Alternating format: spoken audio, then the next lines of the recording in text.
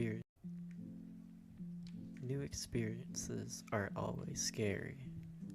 This isn't because whatever is coming is inherently scary, it's much simpler than that. When you don't know what will happen next, anxiety will follow you.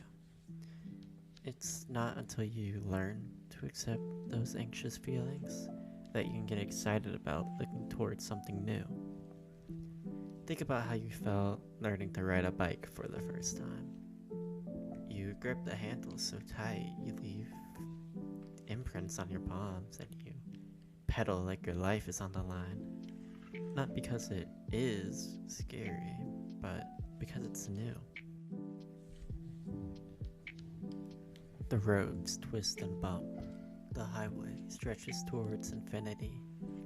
The thought of what's to come brings excitement and a feeling in my stomach that I could never really describe.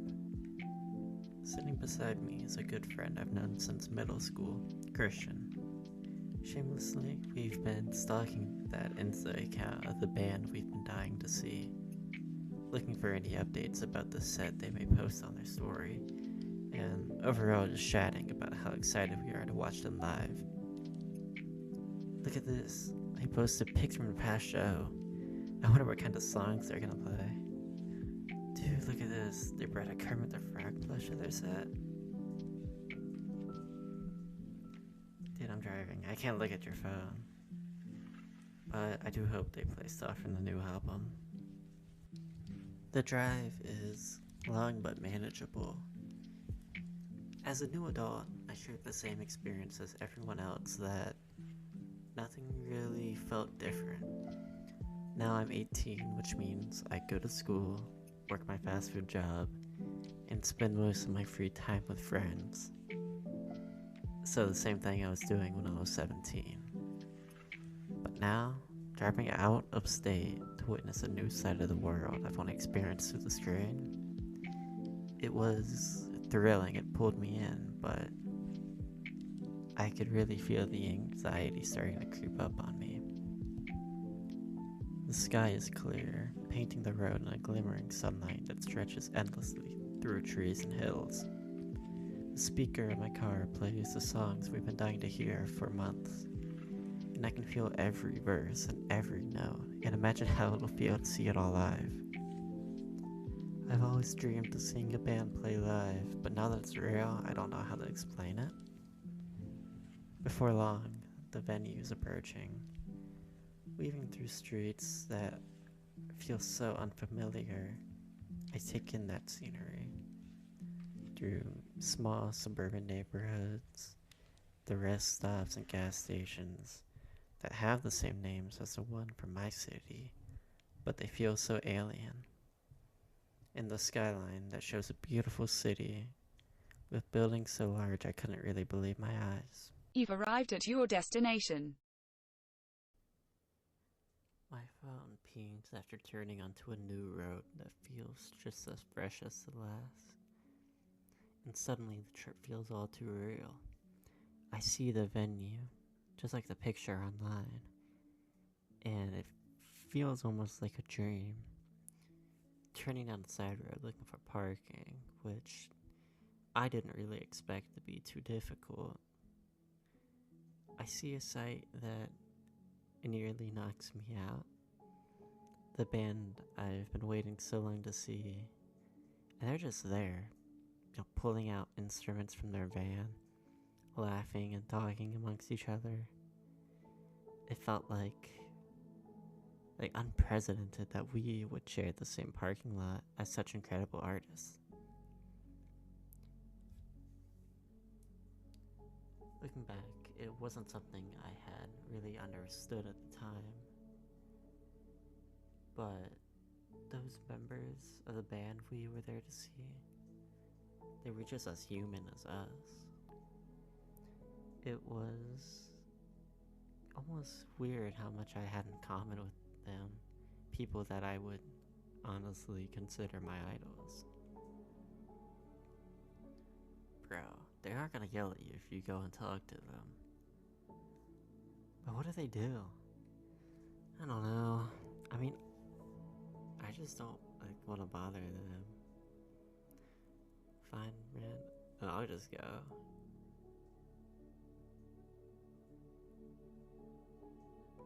Maybe.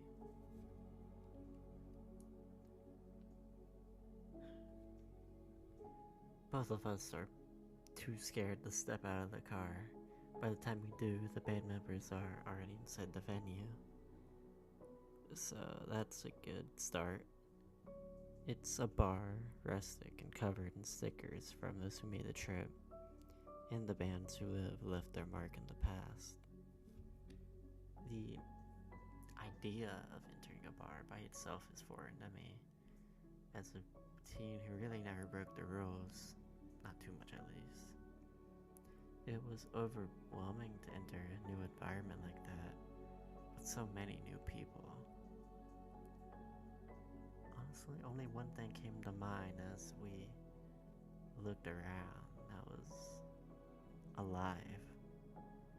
The people, the music, the chatter from conversations that just felt so human. With our X's printed on our forearms, we feel like unwelcome guests crashing a party. Yet no one ever turns to stare. I know it's crazy, but maybe we were just like them. Then the music really starts. The audio is cranked up to 20, and it feels like my ears might burst. Everyone gathers around the stage, feet away from the band members, playing and singing their hearts out. I want to turn to Christian, tell him how cool this is, but I don't think I'd be able to get a word out. So instead, I turn to the stage and stare in awe.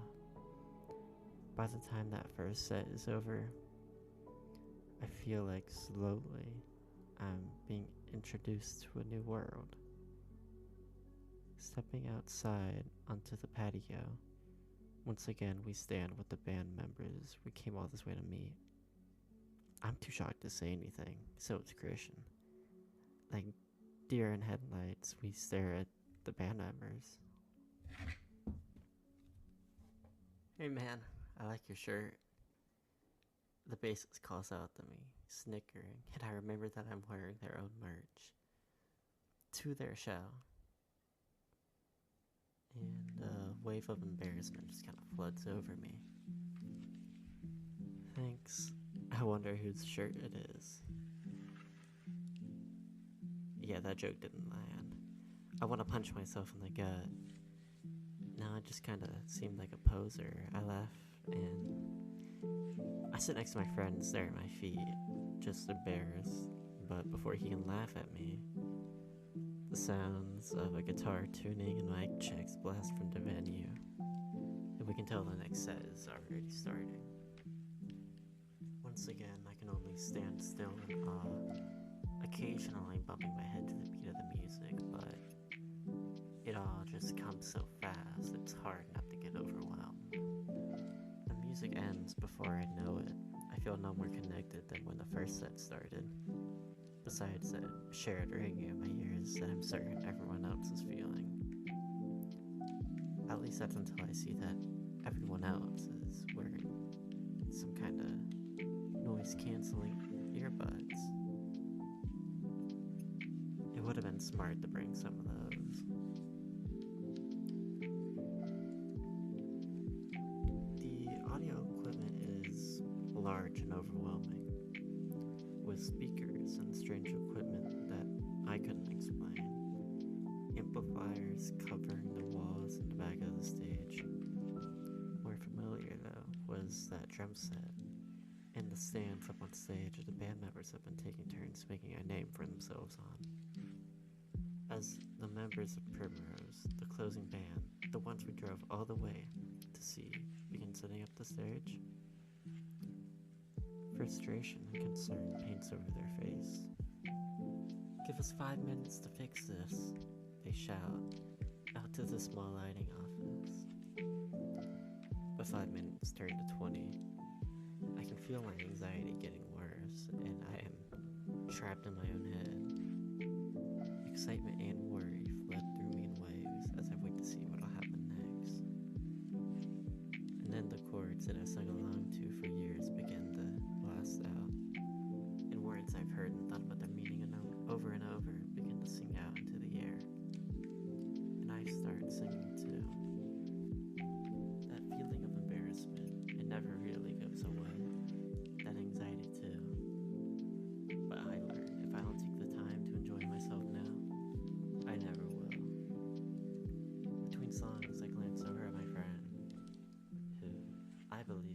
same boat as me. We laugh and share words of shock and excitement, and then when the next song starts, it feels like a dream. Their most popular song, Bad Sensory, with a whole new twist. The lead drummer, an expert of his craft, improvising new lines that make the familiar song glow with a new life. I'm dancing, singing, and laughing in the crowd with many others who are sharing the same love that I'm feeling. I can't believe that I get to be so close to the people I've always looked up to. As the moonlight bounces in from the patio and the final chords sing out into the air, the lead singer thanks everyone for coming out, and is met with a myriad of cheers and roars. Honestly, I thought I was the loudest. I wanted to show my love for their music as much as I could. And after the set, I finally get to tell them how much I love their music. At the merch table, the face of the band, songwriter, and drummer sits and greets everyone with a smile. The crowd has died down, yet many still linger, chatting amongst one another and sharing smiles and stories. As I get up to the table, I kind of feel that anxiety is gone. I felt like bonded to these people that I shared a room with for so long. Hey guys, where did you come from? South Carolina, a few hours from here, I respond, taking glances at March that highlights parts of the band's career. Wow, normally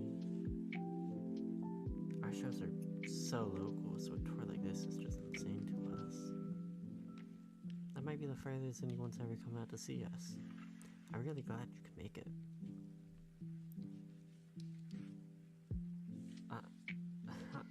I'm just glad I could make it to see you guys play. It was an amazing set, and it's such a great first experience for seeing a show like this. I'm really happy that I can make it, and I hope you guys can do more tours in the future. I'd love to be able to see you guys play again. That's sick, man. Hopefully we can see you guys out there too. Since you guys are such good fans, how about we get a picture? Before I can respond, he's calling over all the members of the band, and soon enough we're surrounded by people who feel closer to friends than idols. And as the photographer gets a picture of us all, I feel like the new world I was anxious to enter was the most welcoming I've ever felt. The venue is nearly empty, and as the band lingers to talk amongst each other, I feel it's time to take our leave. The ambient noise runs through the building, and the moonlight shines past the clouds. Before we can step out, the drummer calls out and tells us to have a good night. Waving and shouting back, I feel like the connections I made that night would stick with me forever. I felt as though that feeling of embarrassment and anxiety would haunt me forever. But in just a few hours, it turned to excitement and enjoyment as I danced and sang along with new friends and people I had never met. Stepping out is always the hardest part, but that difficulty is what makes living your life to the fullest so rewarding.